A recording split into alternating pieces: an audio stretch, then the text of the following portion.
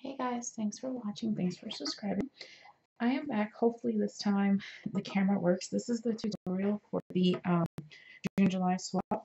This is the one that I asked that you guys use the clear envelope. This is the Christmas in July made book. So I did get my bags from Amazon, the link that I provided.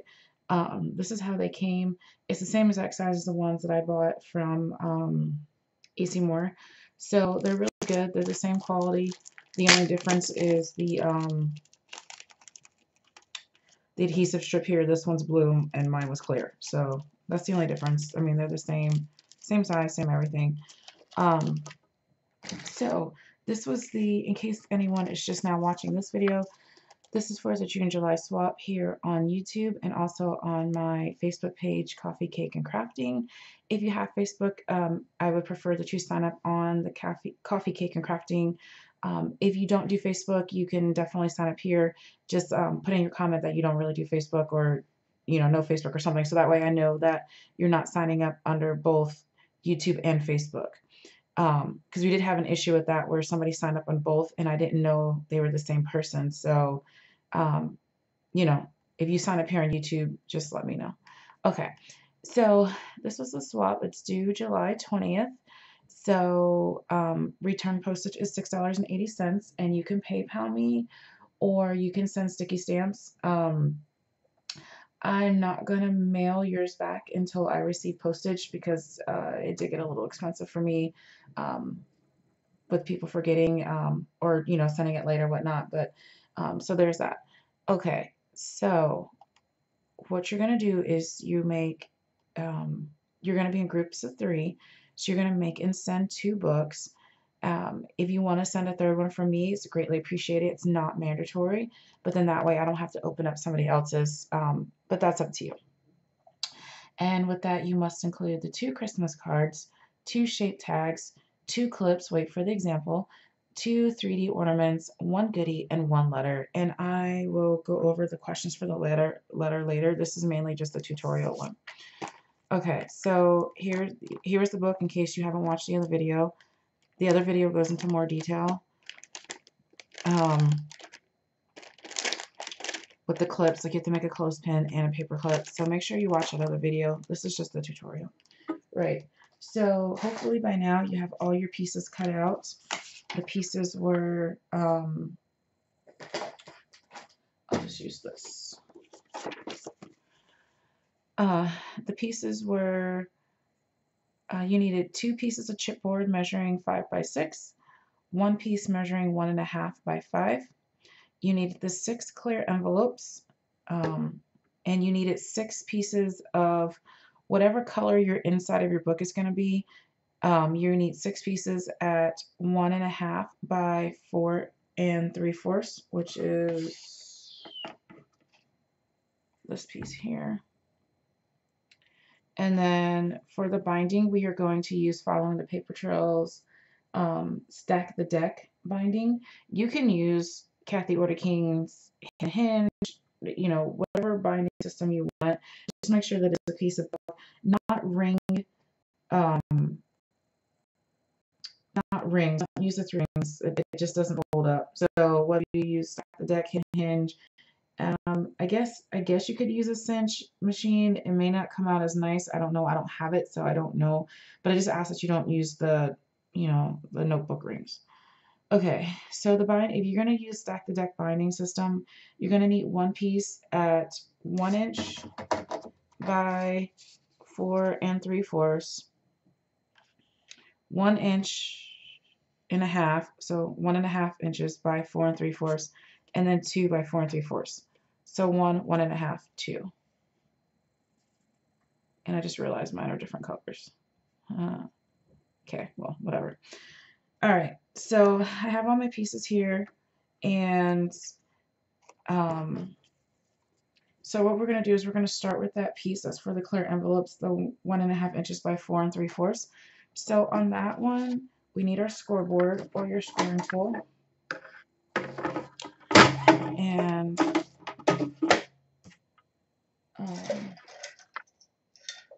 we are going to score it at 1/2 inch and 1 inch.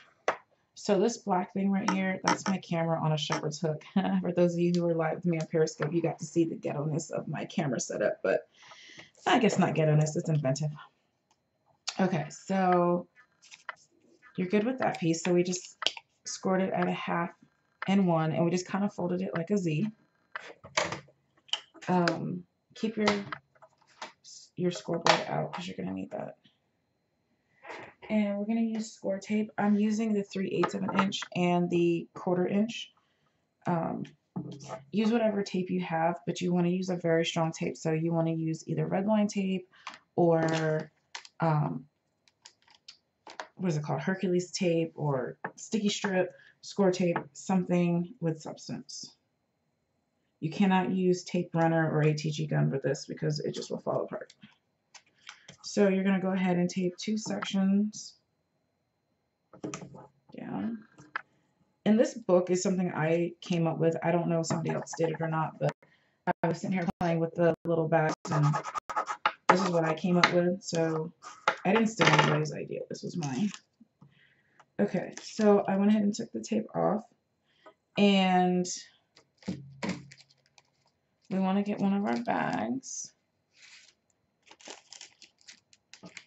Okay, so what I did is, if you can see, I don't know how well you're going to see this on camera, but there is a short piece and a long piece. The long piece has the sticky liner. So I put the short piece on the bottom.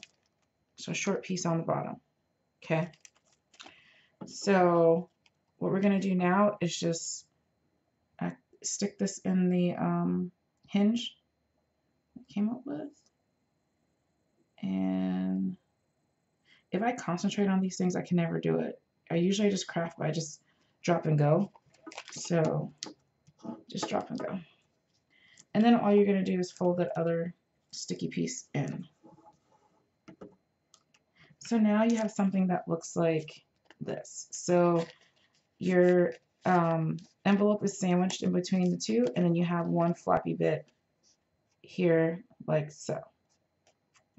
So what you're going to do is put tape inside the floppy bits.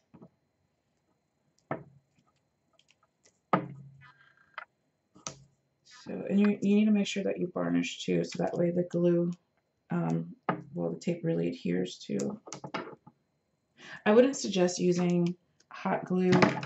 I know a lot of people like hot glue, but it makes it too thick, I think, for the hinge. Alright, so you're going to do the same for all 6. So go ahead and pause the video and do the same for all 6. You're going to score all of these 1.5 inch pieces at 1/2 inch, 1 inch, sandwich that envelope in between, and then put tape in here. So pause the video, come back. Okay, so we have all 6, and I probably have 7 now. 1, 2, 3, 4, 5, 6. So we have all 6 done. So long part to the top, small part to the bottom. And the reason why I have that is because I want my adhesive to fold towards the back. You could have your adhesive fold to the front, and then you just do it like that. So however you want to do it. It's up to you. So I'm going to put these away so we can do the hinge, the binding system. Okay, so we're going to take those pieces that were 1 inch, 1.5, and 2 inches by 4 3/4, because that's the length of our envelopes. And we are going to score them at 3/8 of an inch. So for those of you who use Martha Stewart scoreboard, you are going to score at the second green tick mark right here. Oh, no, I'm lying to you. Right here. 1, 2. Sorry. So for those of you who don't have the Martha Stewart scoreboard, you are going to score at the tick mark that's in between 1/4 of an inch and 1/2 inch. So right here in between. And I have mine marked with a black marker because I use this binding system all the time. So in between the 1/4 inch mark and 1/2 inch mark, you're going to score. And you're going to do that for all 3. So second green tick, flip it over, and second green tick. So 3/8 of an inch. Yeah, 1, 3, 5. Yeah, 3/8. Okay, the 1-inch one is really hard to do, so it only leaves you with a 1/4 of an inch middle piece, and that's exactly what we want. So you see that that's really small. And don't worry about it. If you do like I did and you scored, it doesn't matter. Okay. And then the same thing for the 1.5. You can do them in any order. Whichever one I grab first gets scored first. Flip it and 3/8. Okay. So we're good. And I think that's all the scoring we need right now. So I'm gonna put this on the floor. Right. So go ahead and fold your wings up, or as I like to call them, the floppy bits. And then just varnish those up.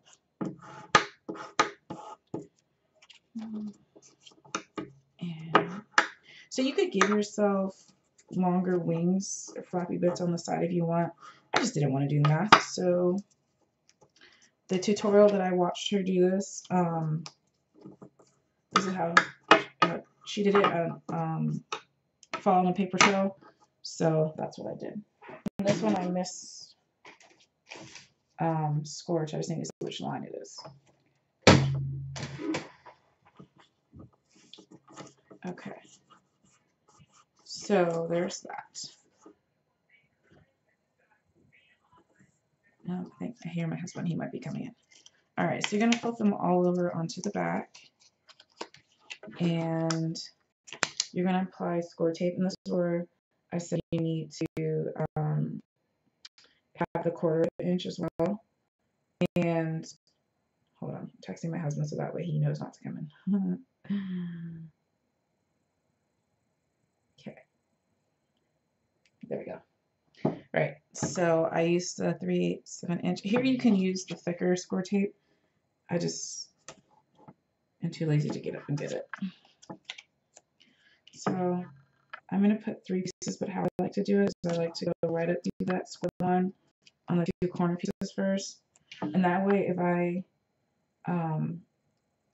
didn't put it straight, I can just use the thinner score tape in the middle. But you want a good coverage. So if you have like the score tape sheets, you could probably just cut that to size, which I just thought of that just now, so whatever. Same thing with the second piece.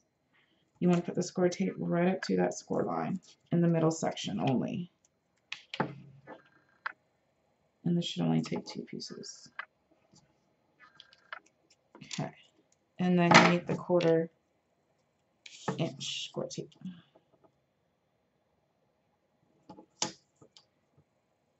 Okay.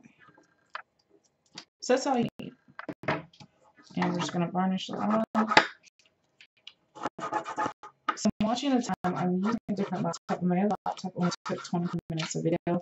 So I may have to do this in 2 parts. I probably will do that because, like I said, this is like the 5th or 6th time I'm doing the tutorial. So that's what we're going to do. Okay, now you want to take your Tim Holtz ruler, or any ruler really. And what I like to do is mark the 1/4 of an inch because it'll fit perfectly. You can eyeball stacking your deck if you want to, but today I'm just going to do it this way. And then the same thing on the middle piece.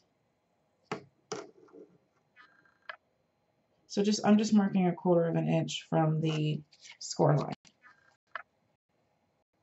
or 1 box if you have the Tim Holtz ruler. Okay. So take your score tape off the 1.5 inch one. See, I didn't varnish very well. How you know if you varnished well or not is if when you go to pull the backing up, if all of the tape comes up with it, that means you didn't varnish. Okay.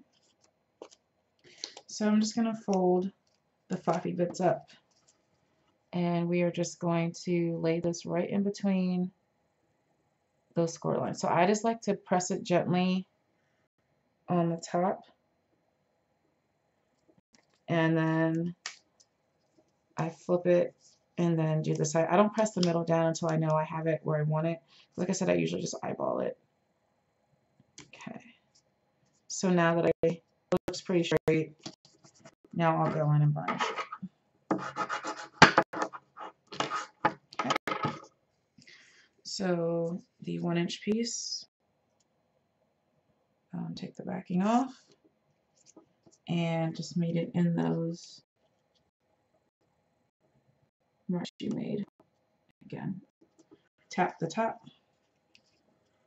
That way, if you do make it crooked, all you have to do is pull just that top piece off instead of the whole thing. Or you can use a trick that I learned from somebody. You can actually rub glue stick, like the regular elementary school glue stick, on score tape before you lay something down on it, and it gives you a little bit of wiggle room, so it's not just a one chance type deal. And then it will dry with the strength of score tape, and you have extra glue. So there's that. If you want to do that, you can do that. Okay, so it's 16 minutes. I might be able to do the rest in 10. Let's try it.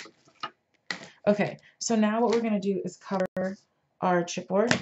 So what you need is your 12 by 12 piece of paper, which is going to be your cover. This is how I like to cover it, and I got this technique from Tamika over at Start the World. You can cover your book however you want.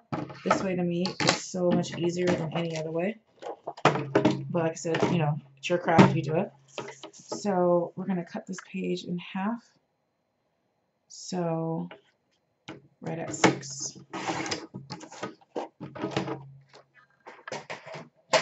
And okay, no, I'm getting scared now. It's already 17 minutes. So what I'm going to do is go ahead and stop the video here, and we will finish the book in part 2. Okay, guys, see you in a minute.